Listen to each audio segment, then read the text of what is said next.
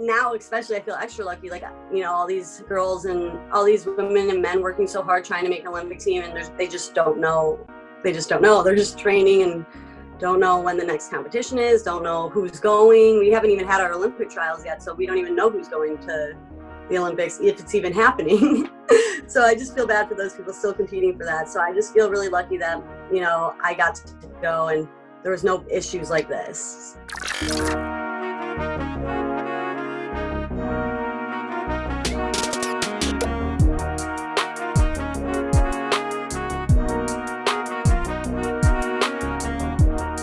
Back to the Living Banter Podcast. I hope you guys are doing super good. We're about to head into an awesome episode, so make sure to like and subscribe to the channel. Today we have one of the top women's wrestling athletes in the world, head women's coach at the Best Streets Chicago, was in the world team in 2017. She competed in the Rio Olympics in 2016. It's Augello. How are you doing? Good. How are you? Great. Welcome to the podcast. Thank you. Thanks for having me. So, how's things been going on your side? Good. Really busy. I feel like the start of quarantine was like so slow and boring, which was kind of nice. Yeah. Like, because I was retiring, I was really enjoying like retired life. But now I'm, you know, working 2 jobs, so it's just been picking up. But I like being busy too. So it's like I like both sides. I like being lazy. I like being busy. So it's good. It's fun. It's awesome. Good balance. So, explain to us, what do you mean by retiring? What exactly are you going to be retiring from? I'm done wrestling completely. Yeah. Okay. So does that mean? Yeah. So does that mean you're going to go more into the teaching side of it? Competing in wrestling. Yeah, I'm not competing in wrestling anymore. So just coaching. Oh, awesome. Yeah. And would you like to talk a little bit more about your organization? Give us a bit of a rundown. So I just took the women's head coaching job at Beat the Streets Chicago. It's a nonprofit. So basically we use wrestling, you know, to help get these kids on a more stable path in life, and just, you know, it's more than just wrestling. We're trying to get these kids their grades up, keep them on track, and then also use wrestling to just turn these kids into like champions in wrestling and champions in life. So fair enough. Because I mean, you always are going to need to balance your life, and especially having a sport in your life, because I know at my high school you had to do a sport, you know, because it kept like the balance of everything. And I'm glad that you're helping people also, like you say, becoming champions, so that they actually have confidence to go and do all these things aside from just, you know, being good wrestlers, which I think is really awesome. Yeah, and wrestling, will open doors for these kids that they may not have otherwise. So it's just a good thing for them. Yeah, definitely. That's so cool. As well as the fact, I think for me, when I did sports in school, it definitely motivates you for other things in life. Like you make great friends there. It gives you almost like a competitive edge with your studies, and in the way that you just always want to do better. You always want to improve. Yeah, I agree. I think with wrestling, you can have a kid that maybe isn't doing that well in school or isn't very motivated with schoolwork. But then if you get a kid into wrestling, and then all of a sudden they're getting all these college offers, and then, you know, they're like, oh crap, I need to get these grades up. So it is a great motivator especially for education. I think that's extremely important. Yeah, definitely. So because I mean, a lot of the times I see that, especially in America, if you do a sport like, say for example, wrestling or American football, generally they'll open a lot more doors in, I would say, the higher education or the college route. Am I not mistaken there? Wow. Yeah. Okay. So awesome. I was just talking to a friend about, you know, school and wrestling and stuff, and he wasn't that great at wrestling, but he was really, really smart in school. But the wrestling, even though he wasn't that great, was opening doors to, you know, Harvard and all those like great schools that he wouldn't have had if he wasn't a wrestler as well. So both ends, like if you're a great wrestler, not that great at school, or if you're great at school, but you're an average wrestler, it's still opening doors. Yeah. That's awesome. So cool. Yeah. So I wanted to ask, you in Chicago now, how's things down there at the moment? It's windy. I know why they call it the Windy City. Yeah. I'm like afraid to go outside and blow away. Same. This time around in Cape Town, it's the most windy time of the year in October. It's so crazy. Yeah. Do you guys get hurricanes that side in Chicago? No. Nope. No. Just Sweet. Yeah. No, just an occasional tornado, snowstorm, nothing too crazy. Dang. We don't get that. It's nothing too crazy. It's like if we had a tornado here in Cape Town, that would like it would make the news across the world. Yeah, for sure. But anyways, let's move away from the weather. Let's talk about wrestling. So, you do freestyle wrestling. You're a freestyle wrestler. Am I not mistaken? So explain to our listeners, what is the difference between, the different types of wrestling? So like freestyle compared to another type of different styles. A different style. Yeah. So here, I think in the United States, we're the only country that does folk style. And that's done through youth up until college. Wrestling is folk style. Women's college wrestling is freestyle. But so folk style is just, it's hard to describe, but freestyle is you could use your legs and arms to attack. And Greco, you can only use upper body, so it would be throws. So that's the difference between the two. Yeah. That makes sense. Yeah. And you also mentioned youth. If I'm not mistaken, that's there's different age categories for different competing. For competing. Yeah. I'm getting a little over my words. So it's juniors, youth, senior. I can't remember exactly what they all are.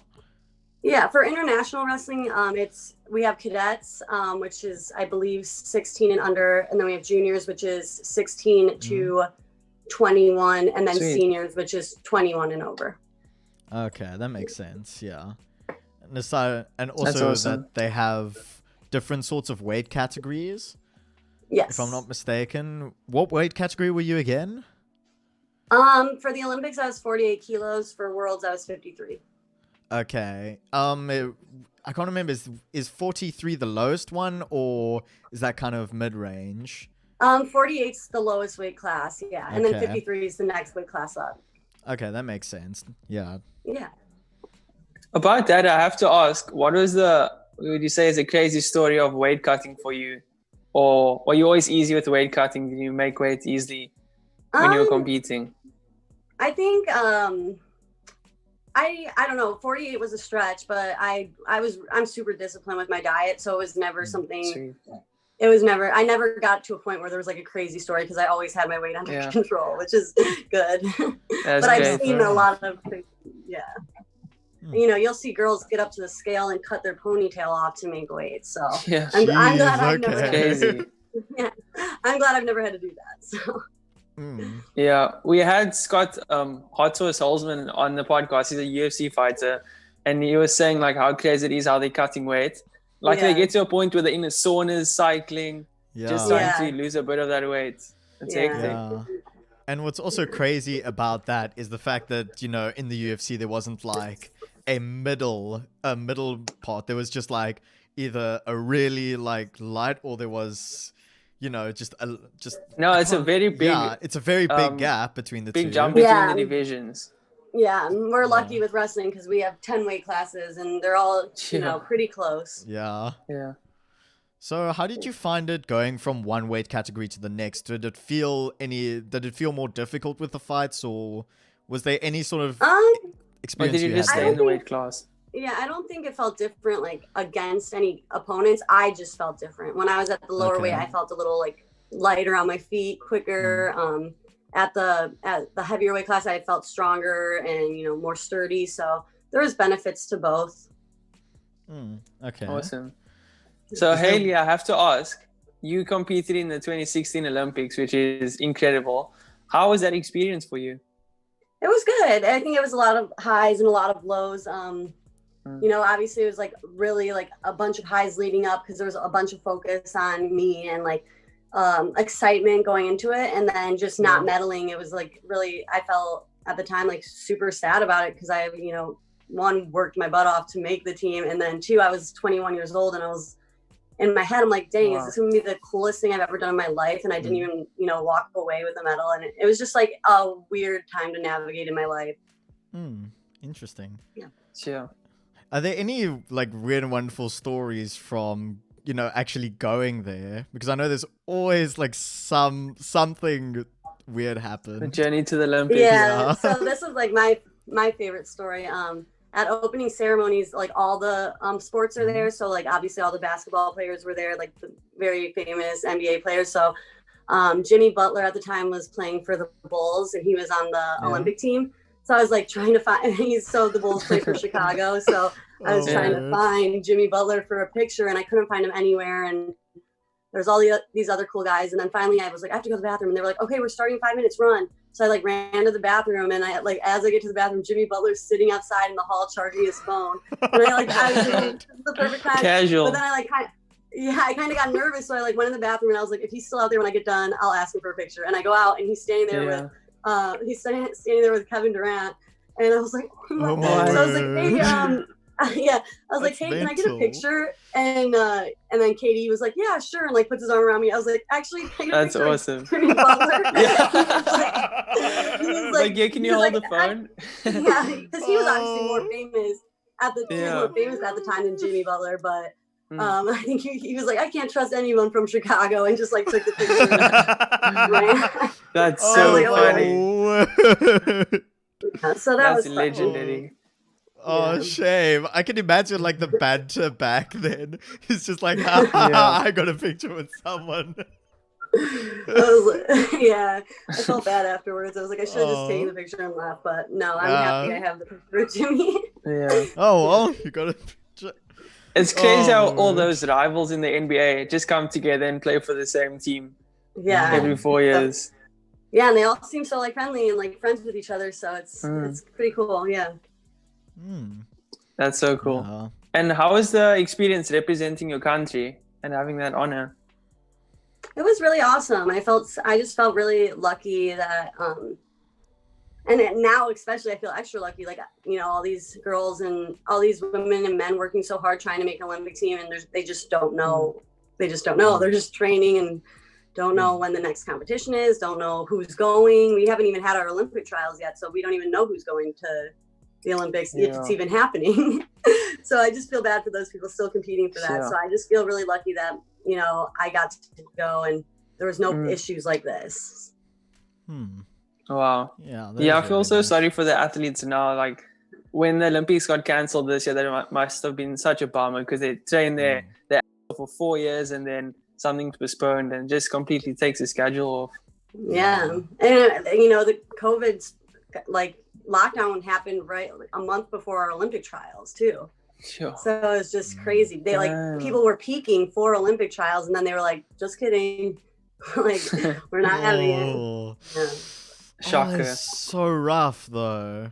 Like, because I actually heard about something recently, and I want to ask if this is a thing more recently, if you know about this. So I heard there was this one tennis player who actually travels with a psychologist. Is there any sort of like, you know, a psychologist traveling with, you know, Olympians? Because, you know, sometimes the wins and losses might get to people. We travel with the whole team. So like with wrestling, like each sport brings their own team. So we'll have a doctor, a massage therapist, a chiropractor, and then that's who comes with, and then an athletic trainer. So that's our team when we go. We've never brought a psychologist with us. Yeah, but that's a good idea. Yeah. Because it just now popped into my head because, you know, sometimes a lot of athletes, they train their butts off, they don't win, and then they like, oh, am I good enough or whatever, and then having a psychologist there would, you know, help with that. And it's just interesting to see the type of people, well, the professionals that a lot of these sports people travel with. Because I mean, you could go to a sporting event, get injured, and you would have paramedics there. But I'm just thinking like the different dynamics, you know, because it's the Olympics and because there's so many athletes if they have like their own sorts of, if they have their own teams, you know? Yeah.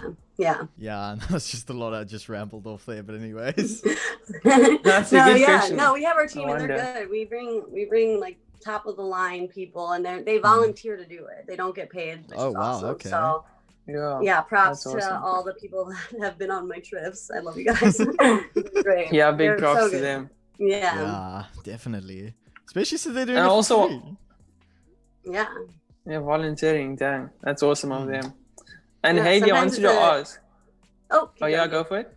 I was gonna say sometimes these trips are 2 weeks long, so they take 2 weeks away from their families, probably in a weird country with like gross food and like, you know, like just and like because we never like get put up in a 5-star hotel. It's always like somewhere little and like cold, and they come for 2 weeks at a time, and they're not getting paid, and they just make sure we're ready to compete to the best of our abilities. So yeah, they need definitely more credit than they get.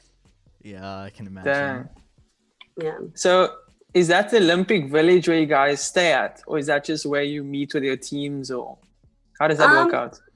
So the Olympic Village, we had the opportunity to stay there, but we also, like the United States and other countries, they'll do like acclimation sites. So our acclimation site was called Lanier. I stayed at the Village one night, and it literally people were partying all night long. So I just ended up switching over to Lanier because I didn't wrestle till like the end of the Olympic Games. So I was like, I'm not spending 17 more days here. Yeah. Oh, that must have been a little bit insane. So imagine like you meeting all these different foreigners and everyone's just partying there. That must be a crazy sight. Yeah. I ended up going back the last 2 days after I competed. It was really fun. It was cool to like see everyone just having a good time, letting loose after like months and months of training. Yeah. Damn. I have to ask as well. What made you want to go into wrestling? My little brother wrestled, and he was just like a small little guy. He started when he was like 7. I think he was like 36 pounds, and he didn't really have any partners. So I would just go to practice with him, and that's how it started. Really, I finally was like, "Can I compete?" And my dad was like, "I guess." So, and then it just was like snowballed from there. Yeah. Interesting. James, why did you want to ask? Oh, it's escaped me now. It's just escaped me. Oh my word. Oh. So did your brother also used to compete at a national level, or? No, just he was done after high school. Yeah. Oh, sweet. Yeah. What did you say was your favorite moment? Oh yeah, go for it. I was gonna say he didn't really like wrestling as much as me. He kind of just like stuck it out through high school and then was like, okay, I'm done. Dang. Yeah, same with me. The sports I did, I loved it so much during high school, but when high school ended, it was just like I don't have the passion for it anymore, or you felt like you worked maybe way too hard in high school for it. Yeah. Oof. Yeah, because you see, I'm actually the opposite. I was always the nerdy, not so sporty kid in high school. And then like afterwards, I was like, you know what? I actually need to get into shape so that I feel good for myself. And it was just such this weird transition period because in high school, I was like, oh, I'm actually doing all right because I played field hockey in high school. And it kept me going because I could run there all the time. But I got a really bad illness in 8th grade and it like knocked me out for 3 solid months. And then when I got back, I just couldn't properly run anymore. And yeah, eventually only after high school. Yeah, it took a toll on me. And only after high school did I really get back into actually training and working out just for myself, you know? Yeah. But yeah, that's that. That's that. So have you done anything, any other sorts of trainings or sports aside from the wrestling world? Or has it just been wrestling all the way? When I was a kid, I did other sports, but I think as soon as I started competing in wrestling, I was super successful. And then, so I wrestling was kind of like my fall, winter sport. And then I played softball in the summer, but then I realized I could just wrestle freestyle in the summer. That's like the freestyle season. So then I just started wrestling all year round probably from the age of 9 till when I retired a couple months ago. Yeah. Jeez. Okay. That's pretty good. Yeah. And I also want to ask, what was it like initially being a woman in the wrestling scene? Was there a big women's wrestling scene when you started, or was it just kind of you were trying to fit in with the boys? No, it was just me and the boys on my team, but I had a pleasant experience. I didn't really have, you have some women wrestlers who have had boys forfeit because they don't want to wrestle them or like been kicked off teams, but I never had an experience like that. I've always had a really pleasant experience. And I think that speaks loudly for Illinois wrestling specifically, because it was all good people. The parents didn't let their sons treat me differently. The coaches never treated me differently. The parents never treated me differently. So yeah, I got lucky with my experience. Yeah, that really is awesome. Yeah.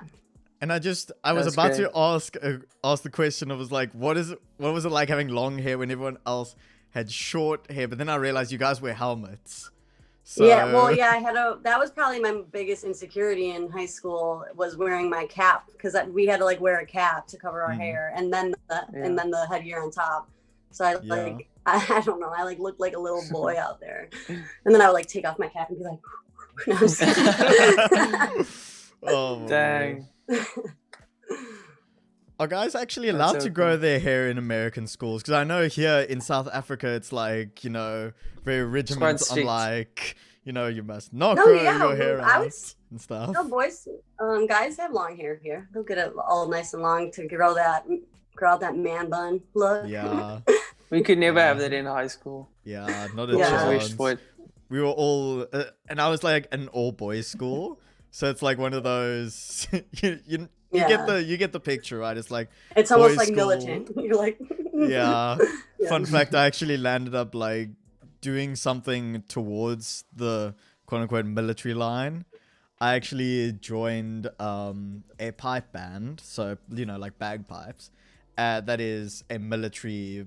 We are known as a military pipe band. And we had to stick with the military, and obviously there's so many like political problems with being a military pipe band, because it's not just like these other pipe bands where they have to be like, where they can be like, oh, we can do whatever because no, we have to go and get military attested. We have to do all this weird and wonderful nonsense. But yeah, that's just like a complete side note. And it's actually one of the reasons I started training again, was because I wanted to like, I thought that I had to go through like an entire what's the word for it, like a basic test? Training.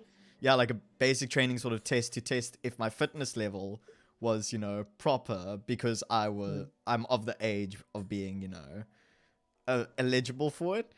And then I talked to the guy, the OC of it, and he was like, no, it's fine, don't worry, we just need to make sure that your bones are healthy, you have all right blood, you don't have any problems there. And I'm like, I trained for like 3 months for you guys. What do you want from me? Dang. Yeah, but that's just another entire side rant from me. Yeah. Haley, as a wrestler, when you were younger, did you ever look to the entertainment side of wrestling that you wanted to go into, such as WWE, or did you just always want to compete in wrestling? I never really considered WWE. For a while I did consider MMA, just because the money is better, obviously. But I don't know. I feel like I've been in a combat sport for 17 years, and at this point I just want to protect my brain. So I don't want I don't want people punching at my face. I'm ready to just be done with combat sports. Entirely. So yeah, it does take a toll on you. Yeah, speaking of like MMA, do you watch a lot of MMA? Is there any do you watch any of the other combat sports a lot? Yeah, one of my good friends is a boxer, so I watch her boxing matches. Honestly, if I don't know the person, I don't really watch it, because even though this sounds crazy, I don't know. There's something about it once it starts getting like into the fight and they're just like attacking each other, like it's like I like cringe, like can't watch it, like especially if someone starts bleeding. I'm like, this is just too much. This is getting too much. They end up looking like zombies.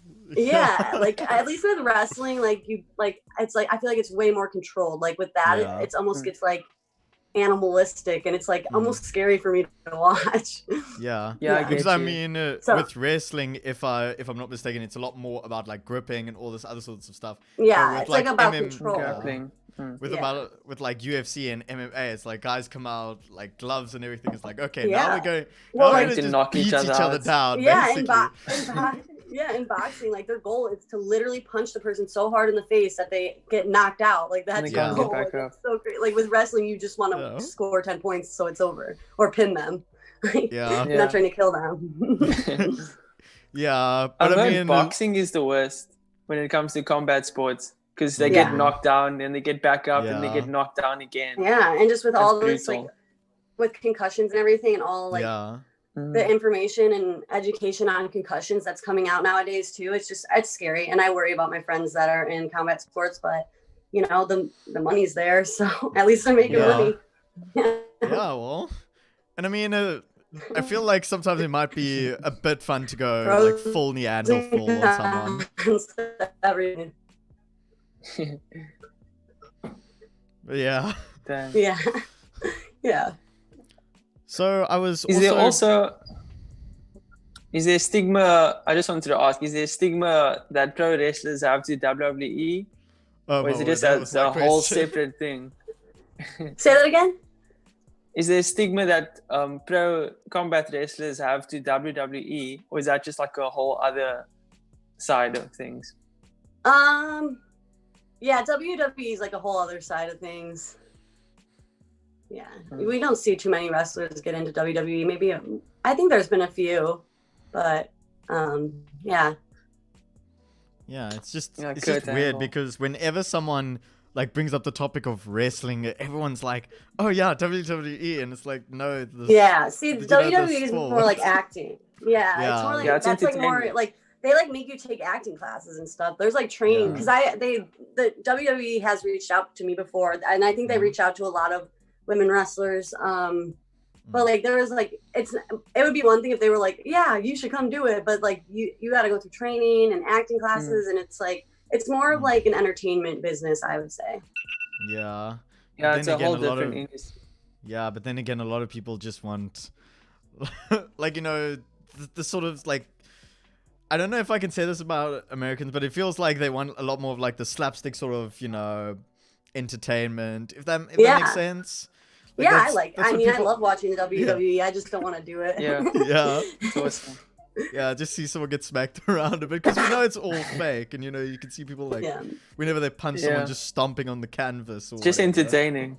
Yeah. Yeah, and then you get around to like more like the real sport like boxing and MMA, and you're like, you know, if they had to do the sort of nonsense properly that WWE does, I'm pretty sure that would hurt a lot.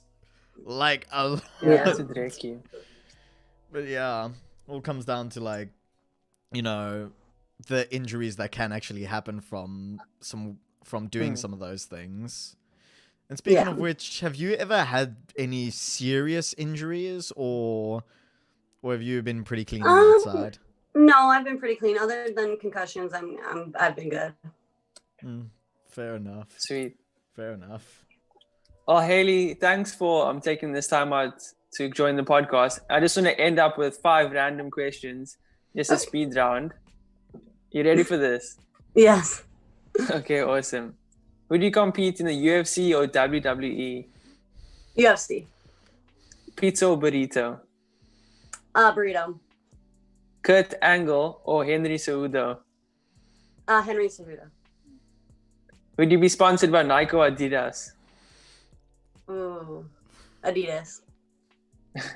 Swimming or cycling? Swimming. Awesome. Haley, thank you so much for joining us. Yeah, thanks for having me, guys. No problem. It's been awesome. It's been absolutely guys, awesome. Link in description to Haley's Instagram and to her coaching and the things that she does. Go send her some love. You know, I'm going to support her. It's been really good having you on the podcast. Thank you so much. Yeah. It's been really awesome. Anyways, thank you guys. Bye. Have a good day. Everyone. Cheers.